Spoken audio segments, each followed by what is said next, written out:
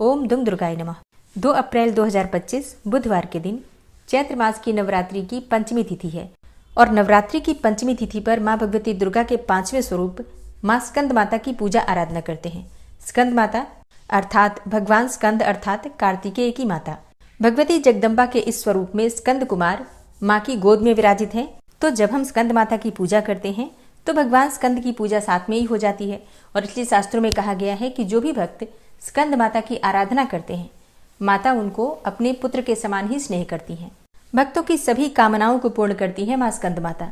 विशेषकर जिन भक्तों को संतति की कामना है, संतान की कामना है, उन्हें आज के दिन स्कंद माता की विशेष रूप से पूजा आराधना करनी चाहिए। इससे आपको संतान प्राप्ति में जो भी बाधाएं आ रही हैं उनसे मुक्ति मिल जाती है और उत्तम और योग्य संतान की प्राप्ति होती है। तो अगर आप श्रद्धा भाव से माता की पूजा करते हैं तो कामना चाहे कोई भी हो आपकी, चाहे सुख समृद्धि की हो, धन प्राप्ति की हो, सौभाग्य की हो या फिर संतान की हो, सभी प्रकार की कामनाएं मातृ स्वरूप में माँ स्कंद माता पूर्ण करती हैं। तो आज की वीडियो में आप जानेंगे कि माँ स्कंद माता की पूजा किस प्रकार से करनी चाहिए। माँ स्कंद माता का प्रिय भोग क्या है जो आज हमें अर्पित करना है, माँ का प्रिय रंग क्या है जिसे आज हमें धारण करना है, माँ को कौन सा पुष्प अत्यंत प्रिय है जो आज हमें जरूर अर्पित करना है, माँ स्कंद माता का स्वरूप क्या है जिसका आज हमें पूजा के समय ध्यान करना है और मंत्र कौन सा जपें जिससे कि माँ की कृपा हमें शीघ्र ही प्राप्त हो जाए और किसी भी प्रकार की हमारी कामना हो वो पूर्ण हो जाए, और कौन सा उपाय करें जिससे कि माँ की कृपा से हमारी मन चाही कामना पूर्ण हो जाए। तो संपूर्ण जानकारी माँ स्कंद माता की पूजा से संबंधित आज की वीडियो में शेयर करने वाली हूँ। बहुत महत्वपूर्ण है आज की वीडियो, पूरा जरूर देख लीजिए। वीडियो अच्छी लगे तो इसे लाइक भी जरूर कीजिए क्योंकि आपके लाइक्स, आपके कमेंट्स मेरे लिए बहुत महत्वपूर्ण होते हैं। ये एकमात्र जरिया है जिनसे मुझे पता चलता है कि आपको ये वीडियो अच्छी लगती है और आपके लिए ये वीडियो उपयोगी है। तो अगर वीडियो अच्छी लगे तो लाइक तो जरूर ही किया कीजिए। बात करेंगे स्कंद माता की पूजा विधि के बारे में, लेकिन उससे पहले जानते हैं कि पंचमी तिथि का शुभ मुहूर्त क्या है। चैत्र मास की शुक्ल पक्ष की पंचमी तिथि प्रारंभ होगी 2 अप्रैल को सुबह 2:32 पर और इसका समापन हो रहा है 2 अप्रैल की रात्रि में 11:50 पर। 2 अप्रैल को सूर्योदय काल का समय रहेगा सुबह 6:10 पर और सूर्यास्त का समय होगा शाम को 6:40 पर और ब्रह्म मुहूर्त का समय रहेगा सुबह 4:03 से 5:09 तक। अमृत काल का समय है सुबह 6:03 से सुबह 7:44 तक। ब्रह्म मुहूर्त में आप स्नान करके पूजा कर सकते हैं और अमृत काल भी पूजा के लिए अत्यंत ही श्रेष्ठ और शुभ मुहूर्त होता है। बात करें संध्या पूजन के बारे में तो देखिए, संध्या पूजन अर्थात गोधूली बेला की जो पूजा होती है वो तो सूर्यास्त से कुछ समय पहले होती है। तो 6:30 से लेकर 7:05 तक का जो समय है ये विशेष रूप से संध्या पूजन के लिए है। इस समय में आप दिया बाती अपने घर में कर सकते हैं, छोटी सी धुनी या हवन कर सकते हैं, मंत्रों का जप कर सकते हैं। अब बात करें राहु काल की तो राहु काल रहेगा दोपहर 12:30 से 2 बजे तक। राहु काल में कोई भी शुभ कार्य प्रारंभ नहीं करना चाहिए, लेकिन अगर आप पहले से कर रहे हैं उस कार्य को तो बिल्कुल कर सकते हैं, कोई दिक्कत नहीं है। 2 अप्रैल को अभिजीत मुहूर्त नहीं होगा क्योंकि बुधवार का दिन है, लेकिन बहुत ही शुभ योग आपको प्राप्त हो रहा है सर्वार्थ सिद्धि योग का। और 2 अप्रैल को पूरे दिन और रात्रि सर्वार्थ सिद्धि योग रहेगा। तो इस समय में अगर आप कोई मंत्र जप करना चाहते हैं, मतलब मंत्रों को सिद्ध करना चाहते हैं, कोई उपाय करना चाहते हैं, विशेष रूप से कोई उपाय करना चाहते हैं तो इस समय में आप कर सकते हैं। सर्वार्थ सिद्धि योग में हम जो भी कार्य करते हैं उसमें हमें सफलता अवश्य मिलती है। तो अगर आप कोई कार्य प्रारंभ करना चाहते हैं, मंत्रों का जप शुरू करना चाहते हैं, माता लक्ष्मी की आराधना करना चाहते हैं तो ये दिन आपके लिए सर्वाधिक श्रेष्ठ है क्योंकि पंचमी तिथि है और नवरात्रि की पंचमी तिथि को श्री पंचमी कहते हैं क्योंकि इस दिन माता लक्ष्मी की विशेष रूप से आराधना करने से किसी भी प्रकार की आर्थिक तंगी से छुटकारा मिल जाता है। तो माँ स्कंद माता की पूजा के साथ ही आपको माता लक्ष्मी की भी विशेष रूप से पूजा आराधना आज के दिन करनी चाहिए। और अब जानते हैं कि नवरात्रि की पंचमी तिथि पर माँ स्कंद माता की पूजा आपको किस प्रकार से करना है। और स्कंद माता की पूजा के लिए नवरात्रि के 5वें दिन अर्थात पंचमी तिथि के दिन प्रातःकाल जल्दी उठना चाहिए।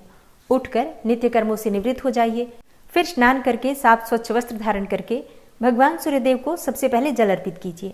और हाँ, माँ स्कंद माता का प्रिय रंग है पीला और इसके अलावा माँ को सफेद रंग भी बहुत प्रिय है। तो आप अपनी इच्छा के अनुसार किसी भी रंग के वस्त्र धारण कर सकते हैं। भगवान सूर्यदेव को जल देने के बाद अपने घर के मंदिर में आ जाइए जहाँ पर आपने माँ की चौकी स्थापित की है और इसके बाद सभी देवी देवताओं को अपने दोनों हाथ जोड़कर पूरे भक्तिभाव से प्रणाम कीजिए। इसके बाद शुद्ध आसन डालकर वहीं पर बैठ जाइए। अब शुद्धिकरण कर लीजिए।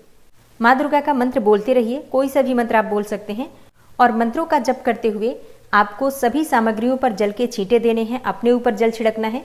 इसके साथ ही मंदिर के आसपास या फिर चौकी के आसपास जल छिड़ककर शुद्धिकरण कर लीजिए। आप चाहें तो गंगा जल ले सकते हैं या फिर शुद्ध जल से भी आप शुद्धिकरण कर सकते हैं। अच्छा, आचमनी करना चाहते हैं तो आचमनी भी कर सकते हैं। 3 बार आचमनी कर लीजिए, फिर हाथ धो लीजिए। इसके बाद अपने सामने शुद्ध घी का एक दीपक प्रज्वलित कीजिए। अब आपकी पूजा प्रारंभ हो गई। अब थोड़ा सा जल अपने आसन के पास डालकर अपनी 2 उंगलियों से उठाकर अपने मस्तक पर लगाइए 2 बार।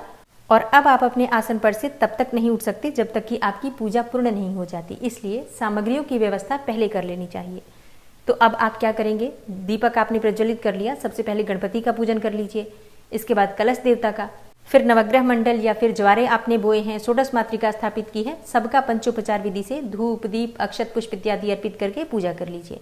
और हाँ, पूजा करते समय माँ के किसी भी मंत्र का आप जप कर सकते हैं, मतलब आप एक ही मंत्र के द्वारा पूरी पूजा भी संपन्न कर सकते हैं।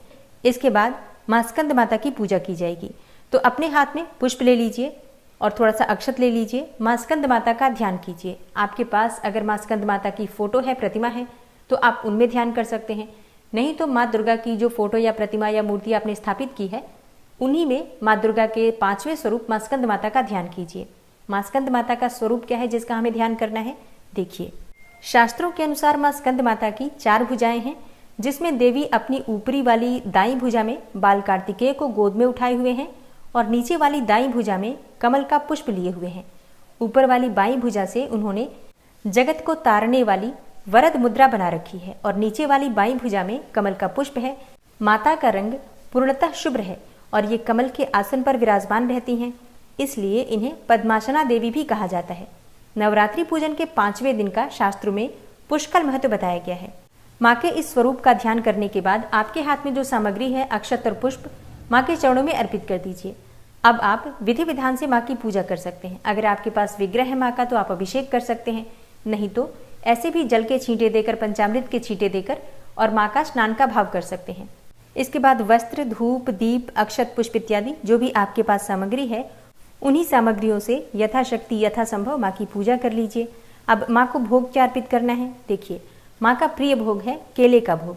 माँ स्कंद माता को केला अवश्य अर्पित करना चाहिए। इसके अलावा आप चाहे तो पीली या फिर सफेद रंग की मिठाई अर्पित कर सकते हैं। और हाँ, खीर में थोड़ा सा केसर डालकर भी आप अर्पित कर सकते हैं। मतलब केसर युक्त दूध या फिर केसर से बनी हुई मिठाइयाँ माँ को आप अर्पित करते हैं तो माँ अत्यंत प्रसन्न होती है। देखिए, माँ स्कंद माता को पीला रंग बहुत प्रिय है, इसलिए माँ को आज पीली चूड़ियाँ, पीला चंदन, पीले पुष्प, पीला फल और पीली चुनरी अर्पित करनी चाहिए। माँ स्कंद माता को पुष्प कौन सा प्रिय है, देखिए। माँ को वैसे तो पीला पुष्प बहुत प्रिय है, इसके अलावा आप चाहें तो लाल गुड़हल या फिर गुलाब के पुष्प भी अर्पित कर सकते हैं। माँ स्कंद माता का बीज मंत्र है ह्रीम क्लीम स्वामिन्य नमः।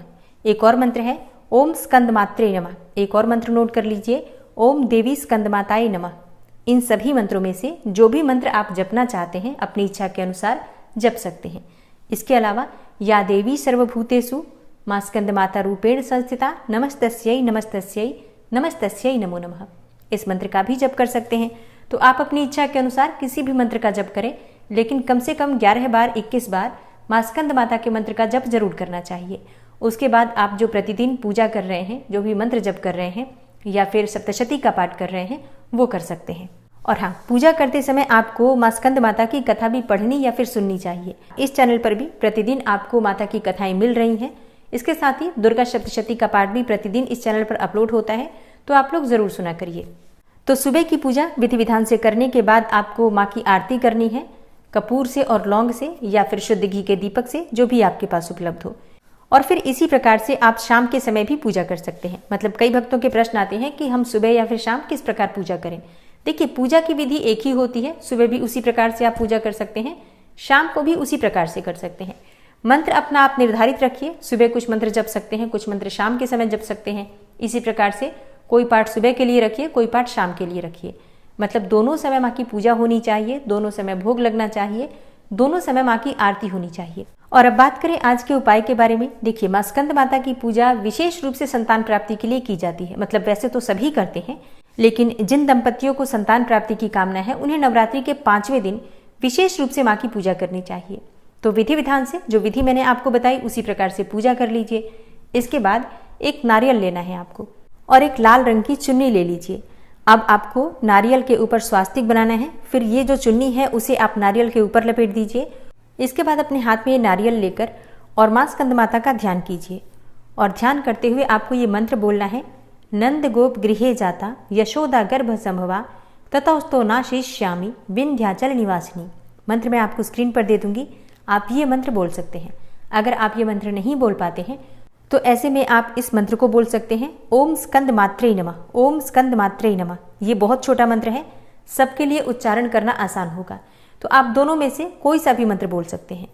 मंत्र का जप अपने हाथ में नारियल लेकर 5 मिनट 7 मिनट तक कीजिए। उसके बाद आपको ये नारियल माँ के चरणों में अर्पित कर देना है। इसके बाद वहीं बैठकर जितनी भी आपकी पूजा है प्रतिदिन की, जिस प्रकार से आप प्रतिदिन पूजा कर रहे हैं, पूजा कर लीजिए।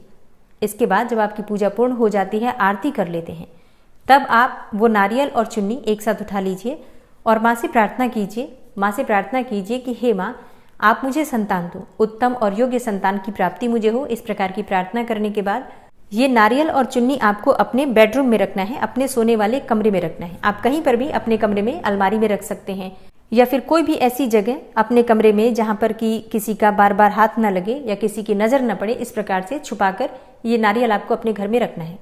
अब ये कब तक रखा जाएगा? जब तक कि आपकी संतति नहीं होगी। ऐसा कहते हैं कि इस उपाय को करने से 1 साल के भीतर संतति की प्राप्ति हो जाती है। तो इस उपाय को पूरे विश्वास से कीजिए। निश्चित ही माँ दुर्गा की कृपा जब हो जाती है तो कोई ऐसी वस्तु नहीं है जो दुर्लभ हो, सब कुछ प्राप्त हो जाता है। तो पूरे विश्वास से इस उपाय को कीजिए, निश्चित ही आपको लाभ होगा। और हाँ, अगर बहुत परेशानियां हैं संतान की प्राप्ति में, तो प्रयास कीजिए कि मासिक दुर्गाष्टमी का व्रत आप धारण करें। इसके लिए जैसे कि हर महीने जो दुर्गाष्टमी आती है, आप नवरात्रि से प्रारंभ कर दीजिए, अष्टमी से, फिर हर महीने की दुर्गाष्टमी का व्रत कीजिए। जब आप व्रत शुरू करेंगे तो संकल्प लेकर शुरू कीजिएगा कि आप ये व्रत संतान की प्राप्ति के लिए कर रहे हैं। पति पत्नी दोनों मिलकर पूजा करें, बहुत अच्छा होगा। दोनों नहीं कर पाते हैं तो आप अकेले भी कर सकते हैं, कोई समस्या नहीं है। अब बात करें कि अगर आपकी संतान की अच्छे स्वास्थ्य की कामना है या फिर चाहते हैं कि हमेशा संतान सुखी रहे, जो कि हर कोई चाहता है, तो इसके लिए आपको क्या करना है? इसके लिए नवरात्रि की पंचमी तिथि पर माँ को आप केले अर्पित कीजिए अधिक संख्या में। और ये केले जब आपकी पूजा पूर्ण हो जाती है तो कन्याओं में बांटिए। जितनी कन्याएं मिल जाए आप उतने को बांट सकते हैं, लेकिन अगर ज़्यादा नहीं भी मिल पाती हैं तो कम से कम 5 कन्याओं को केले का प्रसाद बांटिए। हो सके तो दक्षिणा भी दे सकते हैं आप इसके साथ, अपनी इच्छा के अनुसार जो भी आपके पास उपलब्ध हो। दक्षिणा नहीं भी देंगे, सिर्फ केले का प्रसाद भी देंगे, तब भी माँ का आशीर्वाद प्राप्त होता है। तो आपके जीवन की जो भी परेशानियां हैं, बच्चों के जीवन में जो परेशानियां हैं, उससे आपको मुक्ति मिलती है और बच्चों से भी सुख मिलता है, बच्चों का भी सुख मिलता है। दोस्तों, नवरात्रि की अष्टमी, नवमी, कन्या पूजन कब करें और कलश का विसर्जन कब करें, इस विषय में अगर आपको जानकारी चाहिए तो चैनल पर वीडियो अपलोड हो चुकी है, जरूर देख लीजिए। उम्मीद करती हूँ ये वीडियो आपके लिए उपयोगी होगी। वीडियो अच्छी लगी हो तो लाइक कीजिए, शेयर कीजिए और चैनल पर पहली बार आए हैं तो सब्सक्राइब करके बेल आइकन को जरूर प्रेस कर लीजिए। अगर आपको आज की वीडियो अच्छी लगी है तो मिलती हूँ मैं आपसे अगली वीडियो में। तब तक के लिए जय श्री राधे।